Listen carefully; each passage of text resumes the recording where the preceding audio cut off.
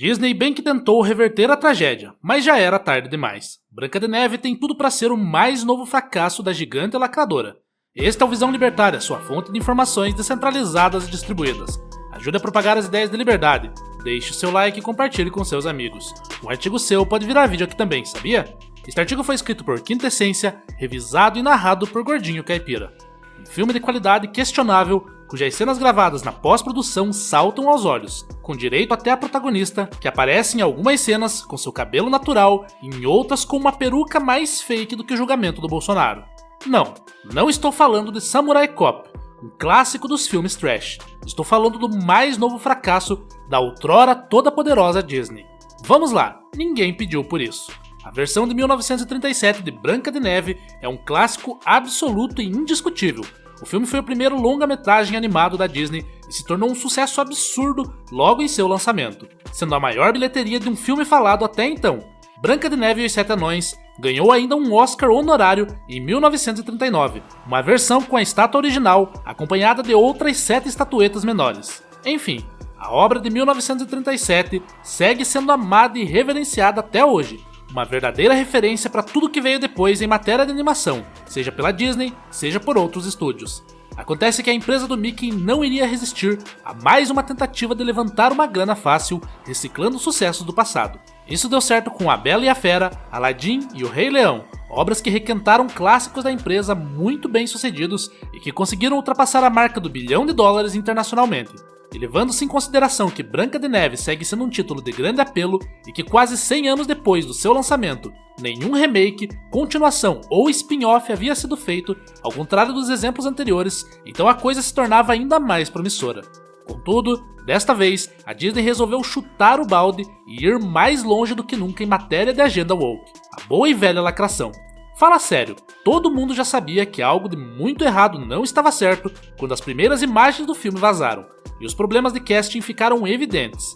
Afinal de contas, a Branca, desta vez, não era exatamente branca, era uma atriz latina, que não tinha exatamente uma pele alva como a Neve. Até aí, nenhum problema, até porque a Disney já tinha feito algo semelhante no live action da Pequena Sereia, filme que não tinha sido lá um grande sucesso. Só que os questionamentos a respeito do casting ficaram mais fortes quando foi divulgada a informação de que Gal Gadot, a Mulher Maravilha, seria a Rainha Má. Sim, ela teria inveja da beleza de Rachel Zegler. Faz sentido pra você? Pois é, não faz sentido pra ninguém. Mas as coisas só pioraram quando as duas protagonistas começaram a dar entrevistas para promover o filme. Aí, meu amigo, foi só ladeira abaixo. Zegler afirmou em diversas ocasiões que o clássico de 1937 era um filme datado, e que nesta nova versão, a Branca de Neve seria empoderada, buscando não um grande amor, mas sim se tornar a líder que sempre quis ser. E obviamente, desta vez ela não seria salva pelo príncipe encantado. Parece promissor pra você? Pois bem, realmente não é. Mas se tratando da agenda woke, tudo pode piorar ainda mais. Na sequência, a Disney anunciou que não usaria anões nessa nova versão, para evitar o que os executivos consideravam uma perpetuação de estereótipos, ou coisa do tipo. No lugar das icônicas 7 figuras do original, entrariam em cena 7 criaturas mágicas, meio que bandidos ou algo do tipo. Resultado, menos 7 vagas de emprego para 7 atores com nanismo. A partir desse momento, até o mais crédulo dos fãs da Disney já tinha percebido que a vaca tinha ido pro brejo, e conforme os números cedo demonstraram, a nova versão de Branca de Neve se tornou um dos filmes mais odiados da história, antes mesmo de seu lançamento. Só que a coisa foi tão absurda que a própria Disney percebeu que uma tragédia de proporções colossais estava se desenhando no horizonte. Por isso, em relação à enxurrada de críticas, algumas mudanças nada sutis no roteiro começaram a ser feitas. Logo foi anunciada a informação de que o filme teria sim 7 anões. Só que para não incomodar o Peter Dinklage, esses anões seriam feitos em CGI. Mas isso não iria destoar totalmente do tom realista que supostamente seria a marca dessa nova obra? Sem dúvidas. Mas quem liga para isso, não é mesmo? Acontece que ninguém esperava o resultado final que foi apresentado nas telonas. Um dos piores filmes já concebidos pelo universo Disney. Claramente, o que a empresa fez foi remendar, de forma precária, 2 filmes completamente distintos. De um lado temos, portanto, o filme originalmente divulgado por Rachel Zegler, uma releitura do clássico com uma Branca de Neve feminista.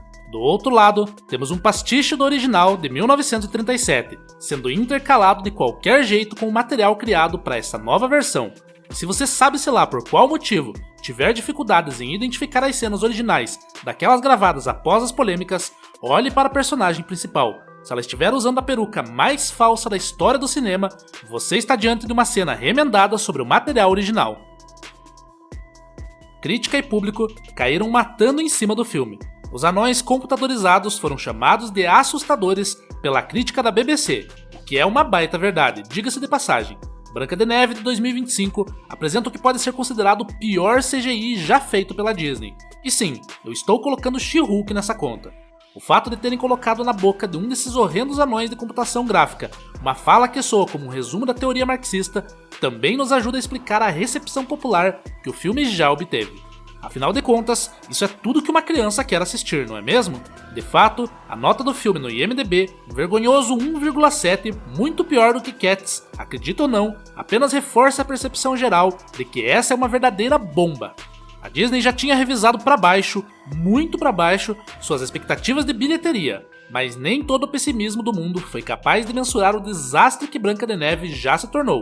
Dos 100 milhões de dólares projetados para a estreia internacional do longa, só foram obtidos 88 milhões, o que é pouco, pouquíssimo, para uma obra dessa envergadura. Na verdade, esse novo filme teve uma estreia pior do que o fracasso absoluto que foi The Marvels, que teve uma bilheteria de estreia 46% superior aos números da obra protagonizada por Rachel Zegler. A propósito, nós já falamos sobre esse filme aqui no canal, no vídeo As Marvels fracassam em bilheterias em sua estreia, link na descrição.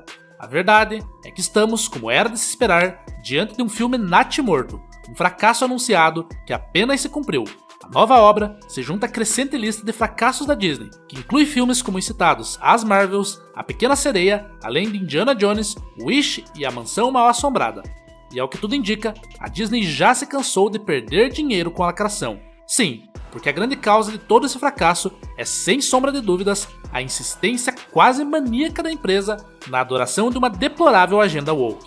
Ou em outras palavras, quem lacra não lucra. Como acontece em qualquer outro segmento do mercado que disponha pelo menos de um pouco de liberdade econômica, o que define o sucesso ou fracasso financeiro de uma empresa é a aceitação do público. Se os consumidores gostaram do produto oferecido e estiverem dispostos a pagar por ele, então a empresa obterá lucros. Em caso contrário, o prejuízo será garantido. E isso vale inclusive para uma centenária gigante do entretenimento como a Disney, que possui em seu catálogo algumas das franquias que até então figuravam entre as mais rentáveis do planeta. Acontece que a grande parte das obras recentemente lançadas pela Disney, tanto para o cinema quanto para os serviços de streaming, estão longe de atender às demandas de seu público consumidor. Os idealizadores desses projetos parecem se preocupar apenas com os clichês típicos da agenda woke, enfiando inclusão, representatividade, luta de classes, pseudo-ambientalismo e coisas do tipo em absolutamente tudo. O produto final, obviamente, tende a ser o mais enfadonho possível. Filmes e séries sem alma, sem conteúdo, sem criatividade, sem apelo comercial. O resultado, portanto, é igualmente óbvio: fracassos seguidos de fracassos. Conceber uma Branca de Neve feminista e empoderada, que destoa do clássico que definiu a história da Disney em sua característica mais evidente, a cor da pele, não seria de fato uma boa ideia. Retirar do projeto os característicos 7 anões, tão icônicos que renderam à obra original um Oscar honorário, apenas para evitar a manutenção de supostos estereótipos, parece ser um conceito ainda mais esdrúxulo. E transformar o dilema da Rainha Má a respeito da beleza em um discurso chato sobre beleza interior é para acabar de vez com qualquer empatia que se possa nutrir em favor da obra. Como a resposta do público foi terrível, a Disney tentou reverter esse fenômeno, mas já era tarde demais. De fato, a rejeição à agenda progressista é tão grande que apenas vincular uma obra cinematográfica ao termo woke parece ser suficiente para sepultar por completo as chances de tal obra ser um sucesso. Geralmente ela se torna mesmo um fracasso. Então, todas as alterações feitas no remake de Branca de Neve não apenas não evitaram o fracasso de bilheteria, como tornaram a obra ainda pior, um filme sem personalidade e completamente desconexo. Portanto, não é impossível que esse seja o último suspiro woke da Disney. Não por ideologia, é claro, mas sim pela clara percepção de que o mercado é implacável. Não restam muitas alternativas para a empresa do Mickey Mouse.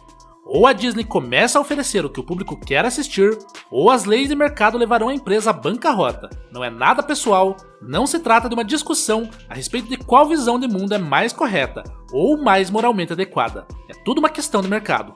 Gostando ou não desse fenômeno, ele é inevitável, e nem mesmo os gigantes de Hollywood estão isentos de sofrer as consequências de ignorar as sagradas leis do mercado. Obrigado pela audiência. Este é um canal colaborativo. Participe você também. Cadastre-se agora mesmo no nosso site visãolibertaria.com e envie os seus artigos por lá. Os colaboradores recebem recompensas em Bitcoin. Inscreva-se no canal e clique no botão da campainha para ser avisado de novos vídeos. Até a próxima!